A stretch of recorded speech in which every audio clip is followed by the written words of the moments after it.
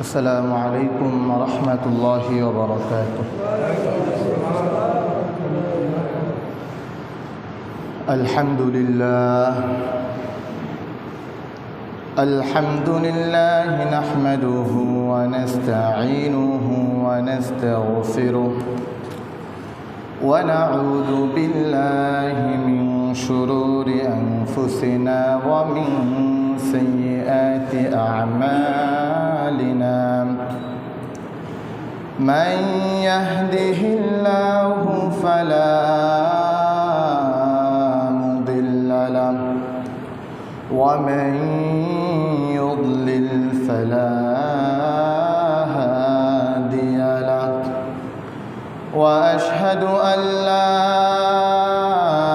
إله إلا الله وحده لا شريك له وأشهد أن سيدنا ومولانا محمدًا عبده ورسوله أرسله بالحق بشيرا ونذيرا وداعيا إلى الله بإذنه وسراجا منيرا. فقد قال الله تعالى في كلامه المجيد وفي فرقانه الحميد: أعوذ بالله من الشيطان الرجيم. بسم الله الرحمن الرحيم. إن الذين يتلون كتاب الله وأقاموا الصلاة وأنفقوا مما رزقناهم سرا وعلانية يرجون تجارة لن تبور ليوفيهم أجورهم ويزيدهم من فضله إنه غفور شكور. صدق الله المولانا العظيم وصدق رسوله النبي الكريم ونحن على ذلك من الشاهدين والشاكرين والحمد لله رب العالمين. আমরা সকলে নামাজে যে দুরূদটা পড়ে ওই দুরূদটা পড়ে নিই। আল্লাহুম্মা সাল্লি আলা মুহাম্মাদিন ওয়া আলা আলি মুহাম্মাদ।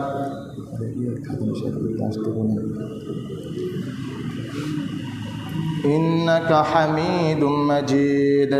اللهم بارك على محمد وعلى آل محمد كما باركت على إبراهيم وعلى آل إبراهيم إنك حميد مجيد. الحمد لله. الله رب العزات والجلال কাছে সেজদা অবনত চিত্তে লাখো কোটি শুকরিয়া যা আমাদের অঞ্চলের কঠিন এই মুহূর্তেও অনেকেই খুবই কষ্টে আজকের এই দিনটাও পার করতেছেন। তার মধ্যে আল্লাহ রাব্বুল আলামিন আমাদেরকে এখনও অনেকের তুলনায় ভালোই রেখেছেন।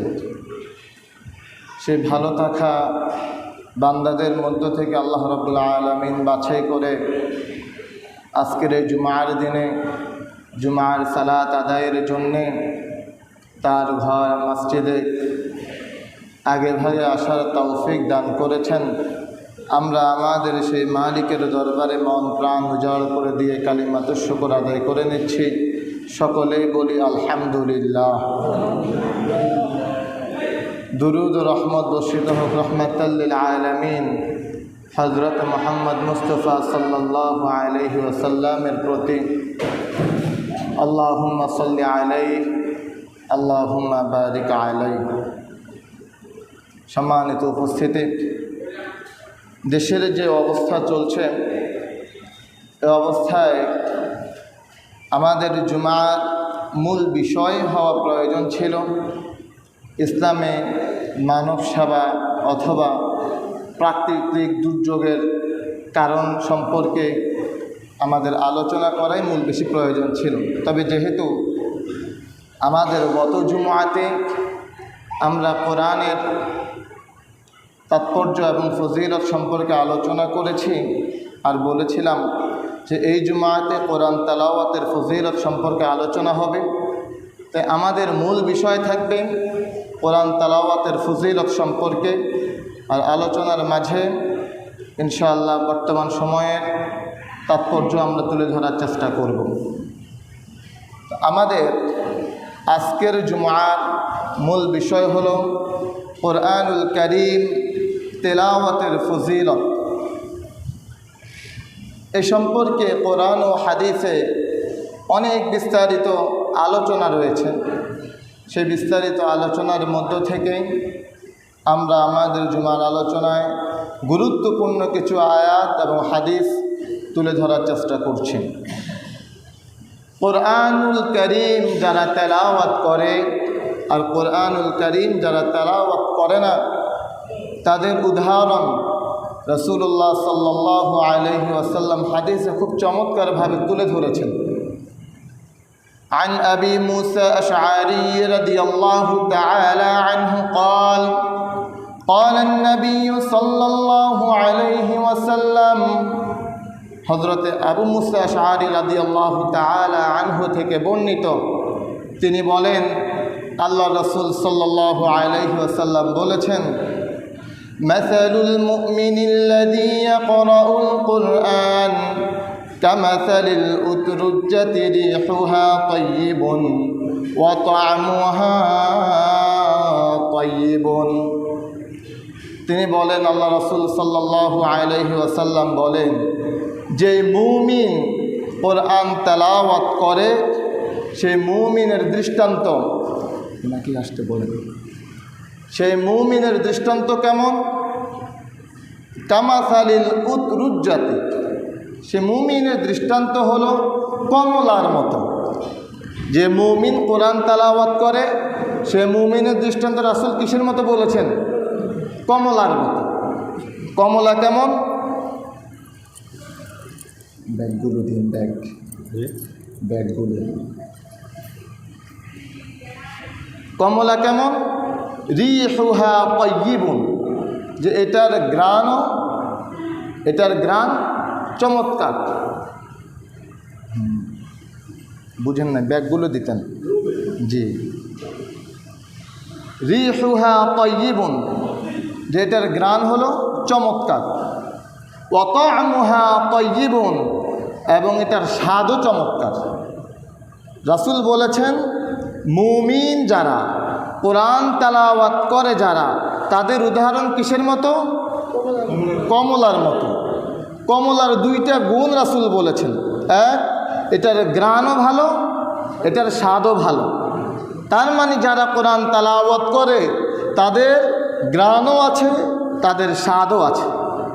এরপর আল্লাহ রাসূল সাল্লাল্লাহু আলাইহি সাল্লাম বলেন, ওয়ামাসালুল মুমিনিল্লাযী লা ইয়াকরাউল কুরআন কামাসালিত তামরাতি লা রিহা লাহা ওয়া তা'মুহা হুলুউন। আর যে মুমিন কোরআন তেলাওয়াত করে না সেই মুমিনের দৃষ্টান্ত হলো খেজুরের মতো। যে মুমিন তেলাওয়াত করে না সেই মুমিনের দৃষ্টান্ত হলো খেজুরের মতো। লা রিহা লাহা, খেজুরের ঘ্রাণ নাই। ওয়া তা'মুহা হুলুউন, তবে খেজুর মিষ্টি। তার মানে মুমিন যদি কোরআন তেলাওয়াত না করে তাহলে তার সুবাস থাকে না, তার ঘ্রাণ থাকে না। তবে ঈমান থাকার কারণে তার মিষ্টি রয়েছে। তাহলে এই দুইটা উদাহরণ, এক, মুমিন কোরআন তেলাওয়াত করলে উদাহরণ কিসের মতো বলেছেন? কমলার মতো।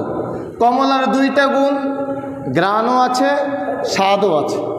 আর মুমিন কোরআন তেলাওয়াত না করলে তার উদাহরণ কিসের মতো? খেজুরের মতো। খেজুরের ঘ্রাণ নাই, তবে কি আছে? স্বাদ আছে।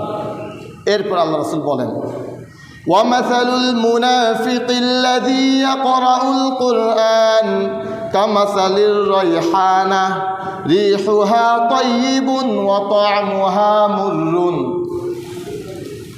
মুসলমানদের মধ্যে সবাই তো আর মুসলমান না, সবাই তো আর মুমিন না, মুনাফিকও তো আছে। মুনাফিক মানে কি? সামনে একরকম, পিছনে আরেক রকম। সামনে আপনার সাথে ভালো, আপনার সাথেই আছি, হুজুর আপনার পক্ষেই আছে, পিছনে গিয়ে এবার হুজুরের জন্যে খুঁটি গাড়ানো, হুজুরের বিরুদ্ধে দাঁড়ানো। এটা কেমন? আল্লাহ রাব্বুল আলামিন এই উদাহরণটা আল্লাহ দিয়েছেন কোরআনে। আল্লাহ বলেন কি, وَإِذَا لَقُوا الَّذِينَ آمَنُوا قَالُوا آمَنَّا وَإِذَا خَلَوْا إِلَى شَيَاطِينِهِمْ قَالُوا إِنَّا مَعَكُمْ إِنَّمَا نَحْنُ مُسْتَهْزِئُونَ وَإِذَا لَقُوا الَّذِينَ آمَنُوا, তারা যখন ইমানদারদের সাথে মিলিত হয়, ক্বালু আমান্না, তখন বলে আমরা ঈমান এনেছি, আমরা আপনার সাথে আছি। আল্লাহ রাসূলকে মুনাফিকরা এমন বলতো যে আমরা ঈমান এনেছি, আমরা আপনার সাথে আছি। ওয়াইদা খালাউ ইলা শায়াতিনহিম, আর যখন তারা শয়তানদের সাথে মিলিত হতো, ক্বালু ইন্না মাআকুম, তখন তারা বলতো আরে আমরা তো আপনাদের সাথে আছি।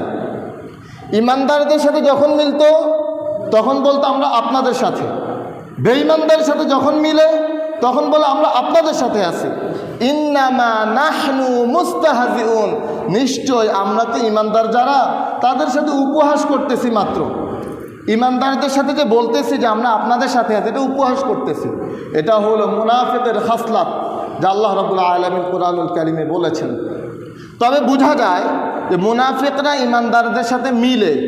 হাদিসে এটা বোঝা যায় যে মুনাফিকরা কোরআনও তেলাওয়াত করে, যেহেতু আল্লাহ রাসূল হাদিসে বলছেন ওয়ামাসালুল মুনাফিকিল্লাযী ইয়াকরাউল কুরআন, আর যেই মুনাফিক কোরআন তেলাওয়াত করে, মাসালুর রাইহানা, সেই মুনাফিকের দৃষ্টান্ত হলো শস্য ফুলের মতো।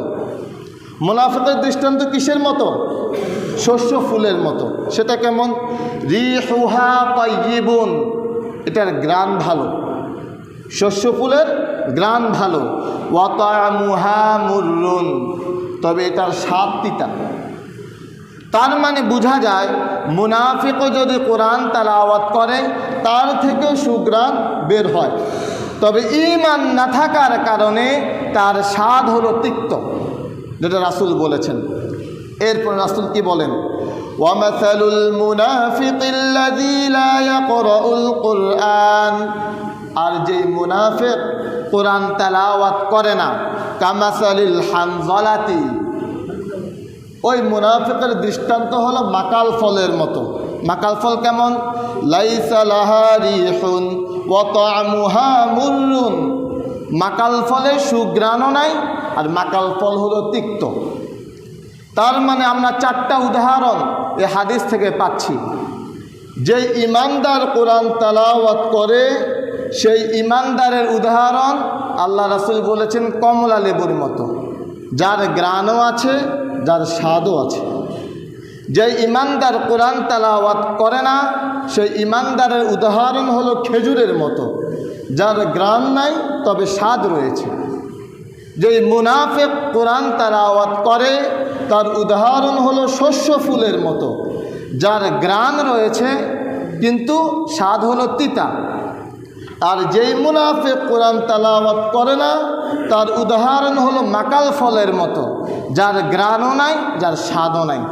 আমরা আল্লাহ রাব্বুল আলামিনের কাছে দোয়া করি আমরা যাতে করে 1 নম্বরের ঈমানদার হতে পারি, আল্লাহ যাতে করে আমাদেরকে সে তৌফিক দান করেন। এজন্য আমাদের উচিত হলো ভাই, প্রতিদিন 1 লাইন হোক, একটা সূরা হোক, একটা পৃষ্ঠা হোক, কোরআন তেলাওয়াত করা। যদি আমরা কোরআন তেলাওয়াত করি তাহলে আমাদের উদাহরণ রাসূল কিসের মতো বলেছেন? কমলার মতো। আমাদের গ্রাণও হবে, আমাদের স্বাদও হবে। আল্লাহ রাব্বুল আলামিন আমাদেরকে 1 নম্বর মুমিন হওয়ার তৌফিক দান করুন। এরপরে আসেন কোরআন তেলাওয়াতের দ্বিতীয় ফজিলত। যদি আমরা কোরআন তেলাওয়াত করি আমাদের দ্বিতীয় ফায়দা কি হবে? 1 নম্বর ফায়দা আশা করি বুঝতে পেরেছেন যে যদি কোরআন তেলাওয়াত করি তাহলে আমাদের গ্রাণও হবে, আমাদের স্বাদও হবে। দ্বিতীয়ত কোরআন তেলাওয়াত করলে আল্লাহ রাব্বুল আলামিন বলেন, ইন্নাল্লাযীনা ইয়াতলুনা কিতাবাল্লাহি ওয়া আকামুস সালাহ ওয়া আনফাকু মিম্মা রাযাকনাহুম সিররান ওয়া আলানিয়াতান ইয়ারজুনা তিজারাতান লান তাবুর। আল্লাহ রাব্বুল ইজ্জাত ওয়াল জালাল বলেন 3টা কাজ। কয়টা কাজ? 3টা। 1, কেউ যদি কোরআন তেলাওয়াত করে, নামাজ পড়ে, গোপনে এবং প্রকাশ্যে দান করে, কয়টা কাজ হলো? 3টা। 1 নম্বর কি? কোরআন তেলাওয়াত। 2 নম্বরে নামাজ। 3 নম্বরে গোপনে এবং প্রকাশ্যে দান। কেউ যদি এই 3টা কাজ করে, সিররান ওয়া আলানিয়াতান ইয়ারজুনা তিজারাতান লান তাবুর, তারা আল্লাহ রাব্বুল আলামিনের সাথে এমন একটা ব্যবসায় শুরু করেছে যে ব্যবসায় লস হওয়ার কোনো সম্ভাবনা নাই। সুবহানাল্লাহ। দুনিয়াতে আমরা যদি ব্যবসা করি লসও হতে পারে, লাভও হতে পারে, 2 দিকেরই সম্ভাবনা রয়েছে। লাভ লস দুটাই হতে পারে। তবে কোরআন তেলাওয়াত রবের সাথে বান্দার এমন এক ব্যবসা যে ব্যবসায় লস হওয়ার কোনো সম্ভাবনা আছে? কোনো সম্ভাবনা নাই। তো আল্লাহ বুঝলাম যে সম্ভাবনা নাই, আমরা কোরআন তেলাওয়াত করব, আপনার সাথে আমাদের ব্যবসা, তো লাভ যেটা হবে লাভটা কেমন হবে আল্লাহ আমাদেরকে একটু জানান। আল্লাহ রাব্বুল আলামিন বলেন, বান্দা যদি কোরআন তেলাওয়াত করো লাভ কেমন হবে? লিওয়াফিয়াহুম উজুরাহুম, বান্দা আমি তোমাদেরকে প্রতিদান দেব, প্রতিদান দেব। তো আল্লাহ প্রতিদান দিবেন, প্রতিদানটা একটু খোলাসা করেন যে প্রতিদান সেটা কেমন হবে। তা আল্লাহ যেন রাসূলকে বলতেছেন যে হ্যাঁ আমার হাবিব আপনি খোলাসা করে দেন যে আমার বান্দাদেরকে আমি প্রতিদান দেব, সেই প্রতিদানটা কেমন হবে। আল্লাহ রাসূল সাল্লাল্লাহু আলাইহি ওয়াসাল্লাম হাদিসের মধ্যে বলেন, আব্দুল্লাহ ইবনে মাসউদ রাদিয়াল্লাহু তাআলা আনহু হাদিসের বর্ণনাকারী, তিনি বলেন রাসূলুল্লাহ সাল্লাল্লাহু আলাইহি ওয়াসাল্লাম বলেছেন, মান ক্বারাআ হারফান মিন কিতাবিল্লাহ ফালাহু বিহি হাসানাতুন, যে হ্যাঁ আমার হাবিব আপনি জানিয়ে দেন যে ব্যক্তি কুরআনুল কারীমের একটি হরফ পড়বে আমি আল্লাহ তার আমলনামায় একটি নেকি দিয়ে দিব। সুবহানাল্লাহ। 1 হরফের বিনিময়ে কয় নেকি বলেছেন? 1 নেকি প্রথমে। তো বান্দা যেন বলতেছেন যে আল্লাহ এটা তো কম হয়, আমার ব্যবসাটা আমি আর একটু বেশি করতে চাই। আল্লাহ যেন রাসূলকে বলতেছেন তো আমার হাবিব আর একটু শুনিয়ে দেন, সেটা হলো ওয়াল হাসানাতু বিআশরি আমসালিহা, আমার বান্দা যদি একটা হরফ পড়ে বিনিময়ে আমার বান্দার আমলনামায় আমি আল্লাহ 10 নেকি লিখে দেব। সুবহানাল্লাহ। 1 হরফের বিনিময়ে কয় নেকি? 10 নেকি।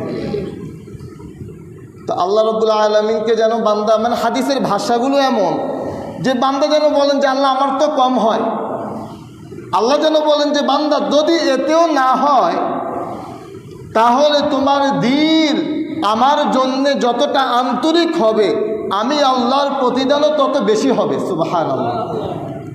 তুমি যত আবেগ নিয়ে, তুমি যত মহব্বত নিয়ে, তুমি যত ভালোবাসা নিয়ে কুরআনুল কারীম তেলাওয়াত করবে আমি আল্লাহর প্রতিদান তত বাড়িয়ে দেব। সুবহানাল্লাহ। তোমার যদি 10-এ না হয় ইলা 700 দিআফ, আমি আল্লাহ 700 দেব। যদি তাতেও না হয় আদআফান কাসীরা, তোমার আন্তরিকতার পরিমাণ যা হবে আমি আল্লাহর প্রতিদান তাই হবে। সুবহানাল্লাহ। এজন্যে কুরআনুল কারীম যদি আমি আপনি তেলাওয়াত করি আন্তরিকতা দিয়ে, ভালোবাসা দিয়ে, আমার আর আপনার সাথে এটা ব্যবসা, আর এটা এমন এক ব্যবসা যে ব্যবসায় লস হওয়ার কোনো সম্ভাবনা নাই। হাদিসের ভাষায় বোঝা যায় 1 হরফের বিনিময়ে 1 নেকি, 1 হরফের বিনিময়ে 10 নেকি, এক হরফের বিনিময়ে 700 নেকি, কারো কারো এক হরফের বিনিময়ে অগাধ নেকি, যেটা গণনা করে শেষ করা যাবে না। অগাধ কাদের হবে? যার আন্তরিকতা, যার ভালোবাসা, যার মহাব্বত যত বেশি হবে, তার প্রতিদানও আল্লাহ রাব্বুল আলামিন তত বেশি দিবেন। এজন্য ভাই, আমরা কোরআনুল কারীম যখন তেলাওয়াত করব, আন্তরিকতা নিয়ে কোরআনুল কারীম তেলাওয়াত করা। এটা আমার রবের কালাম, এটা আমার রবের কালাম, আমার রব দিয়েছেন, আমি আমার রবের কালাম তেলাওয়াত করতেছি। এই ভালোবাসা আর এই মোহাব্বত নিয়ে যদি কোরআনুল কারীম তেলাওয়াত করা যায়, তাহলে আমাদের প্রতিদানও আমরা অনেক বেশি পাব, এই আশাও আমরা আল্লাহর কাছে করতে পারি। প্রিয় উপস্থিতি, দ্বিতীয় নম্বর ফজিলত বললাম যে কোরআনুল কারীম বান্দার সাথে, রবের সাথে এমন এক ব্যবসা, যে ব্যবসায় লস হওয়ার কোনো সম্ভাবনা নেই। তৃতীয়ত, আল্লাহ রাসূল হাদিসে বলেছেন, তলাবুল ইলমি ফারিদাতুন আলা কুল্লি মুসলিম। দ্বীনে ইলম শিক্ষা করা প্রত্যেক মুসলমানের উপরে নফল না ফরজ? আবার বলেন, নফল না ফরজ? বাধ্যতামূলকভাবে ফরজ। কতটুকু দ্বীনে ইলম শিক্ষা করা ফরজ? কতটুকু? যতটুকু দ্বীনে ইলম শিক্ষা করলে একজন মুসলমান তার দৈনন্দিন জীবনকে সুন্দরভাবে চালাতে পারে, এতটুকু দ্বীনে ইলম শিক্ষা করা প্রত্যেক মুসলমানের উপর ফরজ। আপনার উপরে এই ফরজিয়ত নাই যে আপনাকে জুমার ইমামতি করতে হবে, জুমার বয়ান করতে হবে, এটা সকলের উপরে ফরজ না। মাদ্রাসায় শিক্ষকতা করতে হবে, কোরআন সবাইকে শেখাতে হবে, এটা সকলের উপরে ফরজ না। ইসলামী বিধিবিধান নিয়ে গবেষণা করতে হবে, এটা সকলের উপরে ফরজ না। তবে কোরআনুল কারীম শিখতে হবে, এটা সকলের উপরেই ফরজ। নামাজ যেদিন আপনার উপরে ফরজ হয়েছে, সহিভাবে কোরআনুল কারীম তেলাওয়াত শিক্ষা করা ওই দিন আপনার উপরে ফরজ হয়ে গিয়েছে। তো আপনি যদি ওই দিন থেকে কোরআনুল কারীম সহিভাবে না শেখেন, তার মানে আপনি একটি ফরজিয়ত থেকে দূরে সরে আছেন। সহিভাবে তেলাওয়াত না করলে, ফরজ নামাজ তো ইমামের সাথে পড়েন, সুন্নাত একাকী পড়ে, নফল একাকী পড়ে। আমাদের আলেমদের মাঝে মাসআলাগত অনেক মতভেদ আছে, অনেকগুলো মতের। যেমন মানুষ বলে যে হুজুর কাকে মানব, অমুকে এটা বলে, তমুকে এটা বলে, এই হুজুরে এটা বলে, ওই হুজুরে এটা বলে, এগুলো জবাব আছে। তবে কোরআনুল কারীম সহিভাবে না পড়লে নামাজ হবে না। কোরআনুল কারীম সহি না হলে নামাজ হবে না, এটা নিয়ে কোনো আলেমের ইখতিলাফ নাই। সকল আলেম এটার ব্যাপারে একমত যে কোরআন যদি সহি না হয়, তাহলে ওই ব্যক্তির নামাজ হবে না। আপনি একজন আলেম পারলে দেখান যে আলেম বলছে যে কোরআন সহি না হলেও আপনার নামাজ হবে, একজন আলেম পারলে দেখাই। এটার ব্যাপারে কোনো আলেমের ইখতিলাফ নাই, সবাই এটার ব্যাপারে একমত যে যদি কোরআন তেলাওয়াত সহি না হয়, তাহলে মুসলমানদের নামাজ হবে না। তার মানে হলো আমাদেরকে সহিভাবে কোরআন তেলাওয়াত শিখতে হবে, শেখার জন্য চেষ্টা করতে হবে। শিখতে হবে মানে এটা নয় আপনি পারবেনই পারবেন না, আপনি শেখার জন্য সর্বোচ্চ চেষ্টাটা করেন, আল্লাহ রাব্বুল আলামিন আপনাকে সাহায্য করবেন। আপনি কোরআনুল কারীম শেখার জন্য আপনার পক্ষ থেকে সর্বোচ্চ প্রচেষ্টাটা আল্লাহকে দেখান, কিয়ামতের ময়দানে এই জবাব আপনাকে আল্লাহকে দিতে পারবেন যে মাওলা, আমি তো শেখার চেষ্টা করেছি আল্লাহ, কিন্তু আল্লাহ আমার হয় নাই। কিন্তু আপনি চেষ্টাই করলেন না, হবে কিভাবে? এজন্য ভাই, আমাদের প্রত্যেকের উচিত হলো চেষ্টা করা। সাহাবায়ে আজমাইন কেমন চেষ্টা করেছেন? তারা কোরআন শেখার জন্য চেষ্টা তো করেছেন। একজন সাহাবীর বর্ণনা এমন এসেছে, আবু দারদা রাদিয়াল্লাহু তাআলা আনহু, আল্লাহ রাসূল সাল্লাল্লাহু আলাইহি ওয়াসাল্লাম একজন প্রখ্যাত সাহাবী, তিনি দামেস্কের একটা মসজিদে সাহাবায়ে আজমাইনদেরকে নিয়ে বসা, তাবিঈনদেরকে নিয়ে বসা, কোরআন হাদিসের কথা বলতেছেন। এমন সময় এক ব্যক্তি মসজিদে ঢুকলো, ঢুকে বলতেছেন, হে আল্লাহ রাসূলের সাহাবী আবু দারদা, আমি মদিনা থেকে এসেছি, আপনার কাছে একটা হাদিসের সত্যতা জানার জন্যে, হাদিস শেখার জন্য আসেন নাই, মানে আমি যে হাদিসটা শুনলাম এই হাদিসটা সত্য কিনা এটা জানার জন্য আসছি মদিনা থেকে দামেস্কে। প্রায় 1500 কিলোমিটার রাস্তা অতিক্রম করে আসছেন যে একটা হাদিস মানে সঠিক না ভুল এটা জানার জন্য। কত কষ্ট করেছেন। আর আমাদের মসজিদের পাশে কোরআন শেখানো হয়, আমাদের ঘরের পাশে কোরআন শেখানো হয়, কিন্তু আমাদের এই চেষ্টাটা না যে আমি গিয়ে শিখব। তারা একটা হাদিসের সত্যতা জানার জন্য কত পথ পাড়ি দিয়েছেন। যখনই তিনি আবু দারদা রাদিয়াল্লাহু তাআলা আনহুকে এই কথা বললেন যে আমি মদিনা থেকে সফর করে এসেছি হাদিস জানার জন্যে, আবু দারদা রাদিয়াল্লাহু তাআলা আনহু তাকে জিজ্ঞাসা করলেন যে তুমি কি সত্যই শুধু এই কাজে এসেছো, ব্যবসার কোনো কাজে আসো নাই? তিনি বললেন যে না, আমি ব্যবসার কোনো কাজে আসি নাই। তুমি অন্য কোনো জরুরতে আসো নাই, মানে অন্য কাজে আসছো সাথে সাথে এটাও জেনে নিবা এমন কোনো কিছু? বলল যে না, সেটাও না, আমি শুধুমাত্র এই হাদিসটাই জানার জন্য আসছি যেটা সত্য কিনা। প্রায় 1500 মাইল অতিক্রম করেছেন একটা হাদিসের সত্যতা জানার জন্যে। আর ওই হাদিসটাই হলো খুবই গ্রহণযোগ্য, খুবই ফজিলতপূর্ণ একটা হাদিস, যেটা আমাদের জানা জরুরি। আপনি যদি কোরআন শিখার চেষ্টা করেন, ইলম অর্জনের চেষ্টা করেন, তাহলে আপনার কি মর্যাদা, আপনার কি ফজিলত, ওই হাদিসটাই হলো সেই হাদিস।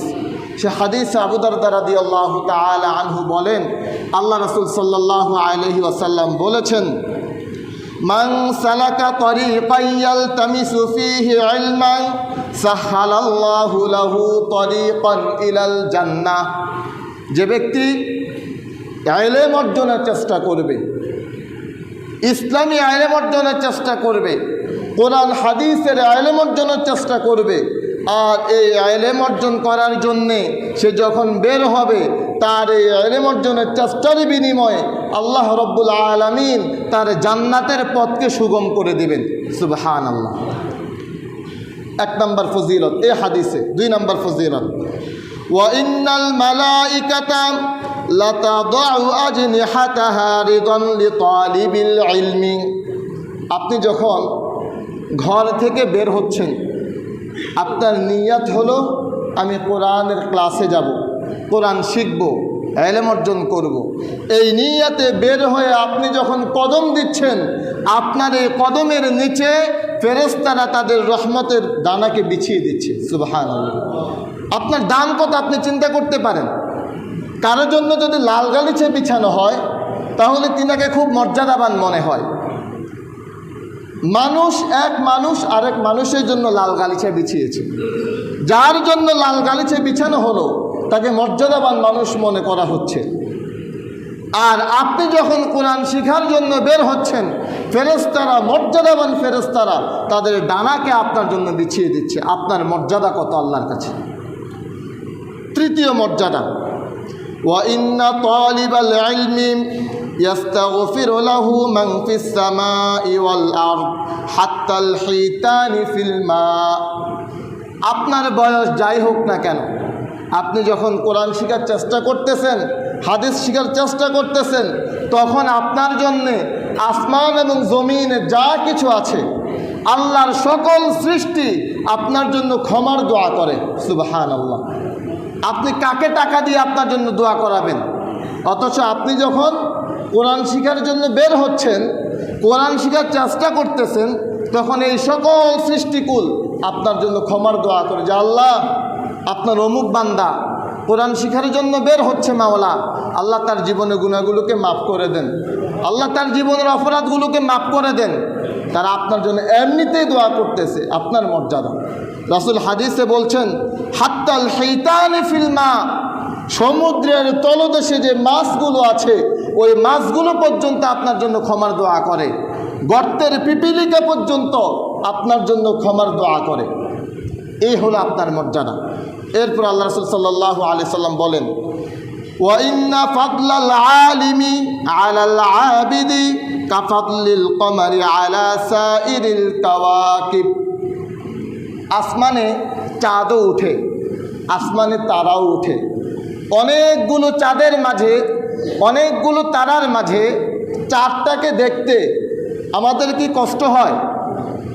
অনেকগুলো তারার মাঝে উজ্জ্বল যে চাঁদ থাকে, এই চাঁদ দেখতে কি আমাদের কষ্ট হয়? খুবই চমৎকারভাবে উজ্জ্বল একটা চাঁদ দেখা যায়।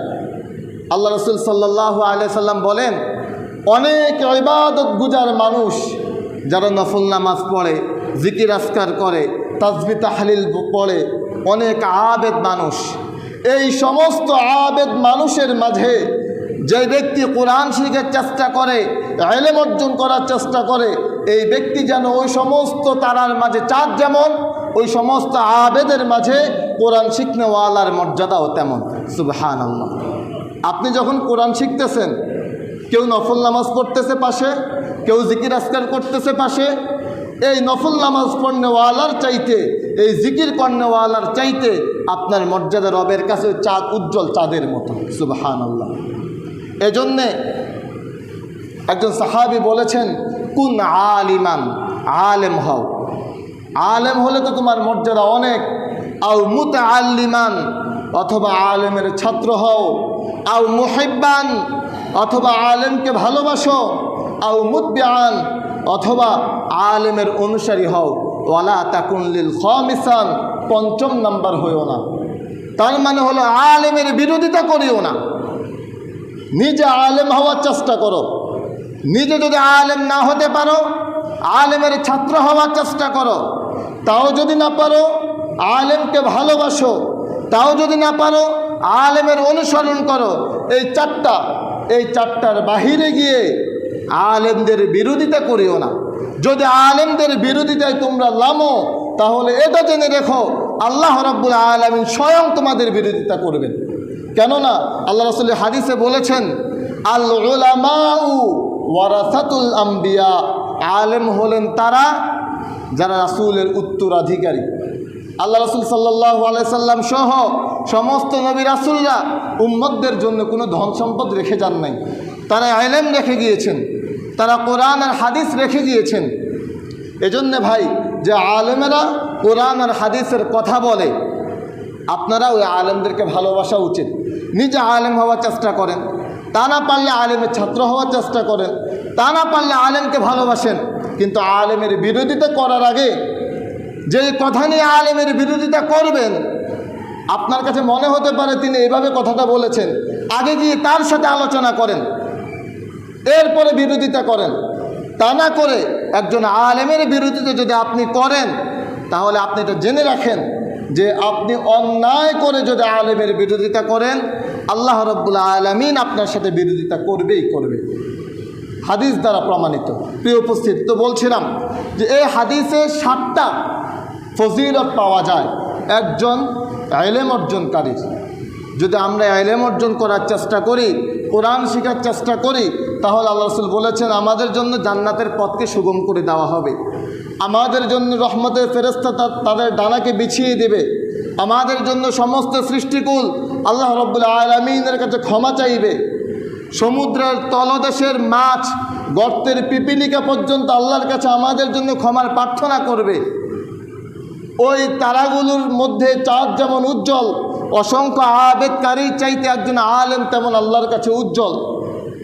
কেউ যদি আলেমের ইলম অর্জন করে, তাহলে তিনি যেন রাসূলুল্লাহ সাল্লাল্লাহু আলাইহি সাল্লামের রেখে যাওয়া উত্তরাধিকারী যে সম্পদ, সেই সম্পদের ইলম অর্জন করলেন। প্রিয় উপস্থিতি, এজন্য আমরা চেষ্টা করব আমরা কোরআন এবং হাদিস যাতেভাবে সহিভাবে শিখতে পারি, এই চেষ্টাটা আমাদের করা উচিত। এখন কথা হতে পারে যে হুজুর আমি তো পারি না, আমার তো চেষ্টা আছে কিন্তু আমার তো হয় না, মুখে দিয়ে আসে না, কষ্ট হয়। কোরআনুল কারীম যদি কেউ না পারে, এটা তার জন্য বিপদের কারণ, এটা তার জন্য মুসিবতের কারণ। এই যে আমাদের দেশে বিশেষ করে নোয়াখালী, ফেনী, কুমিল্লা অঞ্চলে যেই ভয়াবহ বন্যা, এই বন্যার এই অবস্থা দেখলে, তাদের রোনাজারি দেখলে আমাদের কঠিন হৃদয়গুলো গলে যায়। না চাইতে চোখ দিয়ে পানি পড়ে যে কী কঠিন অবস্থা তারা পার করতেছে। কারো ঘর ডুবে গেছে, আশ্রয়ের স্থান নাই, নিজের ছেলে মেয়েদের অবস্থা কি করুণ অবস্থা। একজন ভাইয়ের অনেকগুলো পোস্ট এমন আছে যেটা আমি 2-1বার বলেছি এ পর্যন্ত।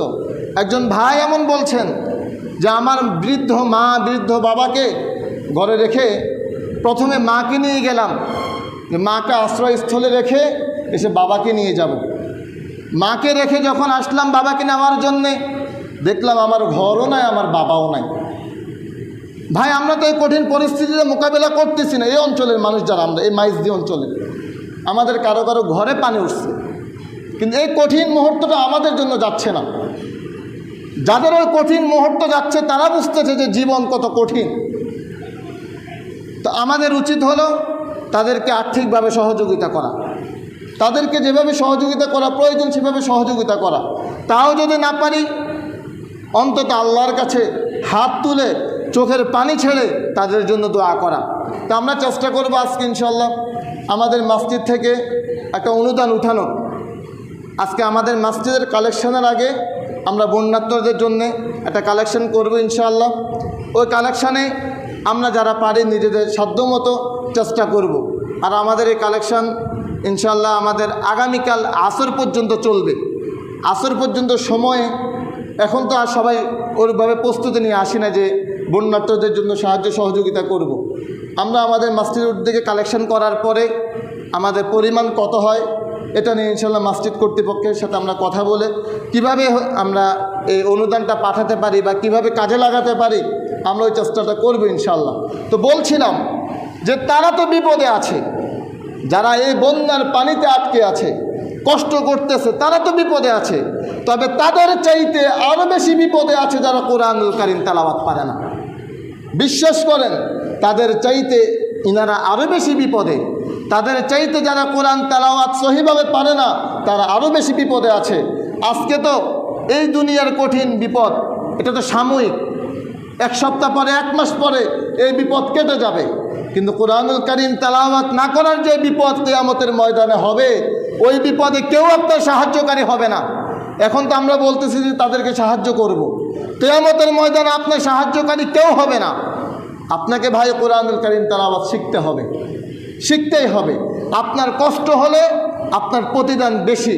আল্লাহ রাসূল সাল্লাল্লাহু আলাইহি ওয়াসাল্লাম হাদিসে বলেছেন, ওয়াল্লাযী ইয়াকরাউল কুরআন ওয়া ইয়াতাতাউ ফীহি ওয়া হুয়া আলাইহি শাকুন লাহু আজরান। যে ব্যক্তি কোরআন তেলাওয়াত করতে গিয়ে আটকিয়ে যায়, পারে না, পড়তে পারে না, তাও আটকে, তাও পড়ার চেষ্টা করে, আল্লাহ রাসূল সাল্লাল্লাহু আলাইহি ওয়াসাল্লাম বলেন লাহু আজরান, তার জন্য ডবল প্রতিদান। সুবহানাল্লাহ। একটা তো হলো পড়ার প্রতিদান, আপনি পড়তেছেন, প্রত্যেকটা হরফে বলেছিলাম 10 নেকি, 700 নেকি, বেশি চাইলে আল্লাহ আরও অনেক বেশি দিবেন, সে এক প্রতিদান আছে। তবে আপনার যে কষ্ট হয়, আপনার মুখে দিয়ে যে আসে না, হুজুর বলে আল্লাযীনা হুম আং, আপনি বলেন আল্লাযীনা হুম আং, আপনার গলা দিয়ে আং আসে না, হুজুর বারবার আং বলে, আপনার বারবার আং আসে। এই যে কষ্ট আপনার, এই কষ্টটার জন্যে আল্লাহ রাব্বুল আলামিন আপনাকে ডাবল প্রতিদান দিবেন। তা আপনি শিখতে আপনার বাধা কোথায় ভাই?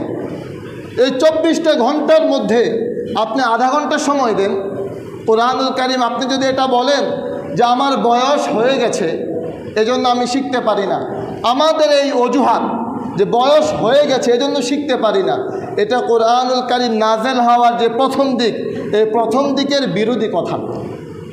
কেননা কোরআনুল কারীম তো রাসূলের উপরে নাজেল হয়েছে রাসূলের বয়স যখন 40 বছর, পূর্ণাঙ্গ একটা বয়স, তখন গিয়ে রাসূলের উপরে কোরআন নাজিল হয়েছে। সাহাবায়ে আজমাইন তো কোরআনুল কারীম শিখেছেন 50, 60, 70, 80, 90 বছর বয়সে। তাহলে বোঝা যায় যে আমরাও কোরআনুল কারীম শিখতে পারবো। তারা যে আগ্রহ, যে উদ্দীপনা, যে ভালোবাসা নিয়ে কোরআন শেখার চেষ্টা করেছেন, আমি আপনিও যদি সেই ভালোবাসা, সেই আগ্রহ নিয়ে কোরআন শেখার চেষ্টা করি, আমাদের পক্ষেও কোরআন শেখা সম্ভব। রাসূলের উপরে এই কোরআন দীর্ঘ 23 বছর যাবৎ নাজিল হয়েছে। আপনি 23টা বছর এই কোরআনের পিছনে সময় লাগান, প্রতিদিন 23 বছরে প্রতিদিন আধা ঘন্টা করে সময় দেন, আপনার হয় কিনা দেখেন। আলহামদুলিল্লাহ, বাংলাদেশে এই নজির আছে, বিশ্বে এই নজির আছে। 8 বছর বয়সে, 10 বছর বয়সে হাফেজ কোরআন, মাত্র 6 মাসে, মাত্র 1 বছরে। তার মানে এই কোরআন শিখা সহজ, এই কোরআন শিখা সহজ। আল্লাহ বলেছেন ওয়ালাকাদ ইয়াসসারনাল কুরআনা লিযিকরি ফাহাল মিন মুদ্দাকির। আল্লাহ 2 বার তাকিদ দিয়ে বলেছেন, দুইবার করে জোর দিয়ে বলেছেন যে বান্দা অবশ্যই সহজ, অবশ্যই সহজ, তোমরা আসো আমি আল্লাহ সহজ করে দেব। আপনার শিখতে সমস্যা করি, আপনার কষ্ট হলে তো আল্লাহ বলেছেন যে বান্দা প্রতিদিন বাড়াই দেব, তো শিখো তুমি। যদি কোরআন না শিখেন, এই কোরআনকে যদি দূরে ঠেলে দেন, আল্লাহ বলছেন ওয়ামান আ'রাদা আন যিকরি ফাইন্না লাহু মাঈশাতান দনকা ওয়া নাহশুরুহু ইয়াওমাল কিয়ামাতি আমা। বান্দা, দুনিয়াতে যদি আমার কোরআন থেকে মুখ ফিরিয়ে নাও, আমার জিকির থেকে মুখ ফিরিয়ে নাও, কিয়ামতের ময়দানে তোমাকে অন্ধ করে উঠানো হবে। তখন তুমি বলবে যে আল্লাহ, দুনিয়াতে তো আমার চোখ ছিল, আমি তো সব কিছু দেখতাম, এখন দেখি আমি অন্ধ, কিছু দেখি না। তো আল্লাহ তখনই বলবেন, কোরআনের আয়াত, যে বান্দা, দুনিয়াতে তুমি আমার কোরআন থেকে মুখ ফিরিয়ে রেখেছিলে, দুনিয়াতে তুমি আমার কোরআন থেকে অন্ধ ছিলে, এজন্য আজকের এ কিয়ামতের কঠিন ময়দানে আমি আল্লাহ তোমার থেকে মুখ ফিরিয়ে নিলাম, তোমাকে অন্ধ করে দিলাম। তো এই জন্য যদি আপনি দুনিয়াতে কোরআন থেকে মুখ ফিরিয়ে নেন, কোরআন শিখার চেষ্টা না করেন, আপনি জেনে রাখেন আল্লাহ বলেছেন যে কিয়ামতের ময়দানে আল্লাহ আপনার থেকে মুখ ফিরিয়ে নেবে। আল্লাহ যদি আপনার থেকে মুখ ফিরিয়ে নেয়, এমন কেউ নাই যে আপনার জন্য সুপারিশ করে আপনাকে জান্নাতে নিতে পারবে। আল্লাহ যদি মুখ ফিরিয়ে নেয়, ইব্রাহিম আলাইহিস সালামের বাবার জন্য তিনি সুপারিশ করবেন, সেই সুপারিশ কবুল করা হবে না। আল্লাহ বলছেন যে হারামতুল জান্নাত আলাল কাফিরিন, আমি তো কাফেরদের জন্য জান্নাতকে হারাম করে দিয়েছি। ইব্রাহিম আলাইহিস সালামের সুপারিশ পর্যন্ত গ্রান্টেড হবে না। প্রিয় ভাই, এজন্য কোরআনুল কারীম আমাদেরকে শিখতেই হবে। যদি শিখেন তাহলে উপকারের একটা উপকার, শেষ উপকার বলে শেষ করি।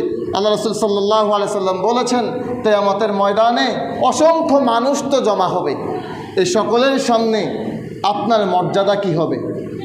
সকলের সামনে আল্লাহ রাব্বুল আলামিন আপনাকে বলবেন, ইকরা ওয়ারতাকি ওয়ারাত্তিল কামা কুনতা তুরাত্তিলু ফিদ দুনিয়া ফাইন্না মানজিলাকা ইনদা আখিরি আয়াতিন তাকরাউহা।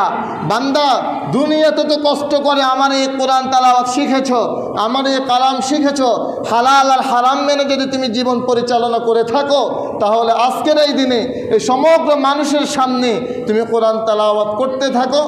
এক আয়াত পড়বে তো এক মর্যাদা আসীন হতে থাকবে, এক আয়াত পড়বে তো এক মর্যাদা উঠতে থাকবে। তোমার আয়াত যত বেশি হবে, তোমার মর্যাদা তত বেশি হবে। ইনদা আখিরি আয়াতিন তাকরাউহা, তোমার শেষ আয়াত তোমার মর্যাদা সর্বশেষ স্তর হবে। সুবহানাল্লাহ। এজন্য ভাই, আমরা সকলে কোরআন তেলাওয়াত শেখার চেষ্টা করি। আমাদের এই মসজিদে গত জুমাতেও বলেছি, ফজরের পরে একটা বেস পড়তেছে আলহামদুলিল্লাহ, ওই বেসে অ্যাড হওয়ার সুযোগ নেই। এশার নামাজের পরে আমাদের আরেকটা বেস শুরু হয়েছে। এই বেসে আপনারা চাইলে আলহামদুলিল্লাহ যুক্ত হতে পারেন, এবং আমি আশা করব ইনশাল্লাহ আপনারা এই বেসে যুক্ত হবেন। আপনারা পড়েন, আমি আমার জায়গা থেকে সর্বোচ্চ চেষ্টা করি। আমার কাছে পড়তে আপনার সমস্যা হলে আপনি অন্য কোথাও গিয়ে হলেও আপনি কোরআনুল কারীমের তেলাওয়াতটা শিখেন। আপনি আপনার সময় মতো করে কোরআনের তেলাওয়াত শিখেন। যদি এই তেলাওয়াত না শিখেন, দুনিয়ার এই কঠিন মুহূর্তগুলো যত ভয়াবহ হয়, কিয়ামতের কঠিন মুহূর্তে আরও বেশি ভয়াবহ হবে। ওই মুহূর্তে রেহাই পাওয়ার কোনো পথ থাকবে না। তো আল্লাহ রাব্বুল আলামিন আমাদেরকে আমল করার তৌফিক দান করুন। ওয়া আখিরু দাওয়ানা আনিল হামদুলিল্লাহি রাব্বিল আলামিন।